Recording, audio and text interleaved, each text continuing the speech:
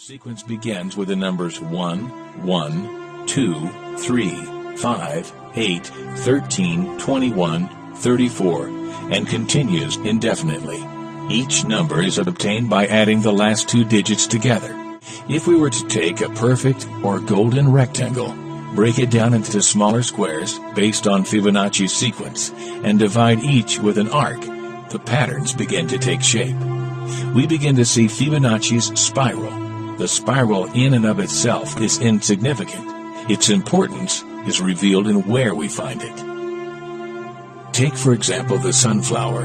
The display of its florets are in perfect spirals of 55, 34, and 21. The sequence of Fibonacci. The fruitlets of the pineapple create the same spiral based on the sequence. The pine cone does the same. As currents move through the ocean and the tide rolls onto the shore, the waves that bring in the tide curve into a spiral that can be mathematically diagrammed onto a plot at the points 1, 1, 2, 3, 5, 8, 13, 21, 34, and 55.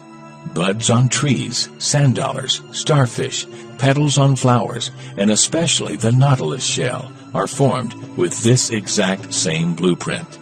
With each segment of growth, the nautilus adds to itself one more value on Fibonacci's scale.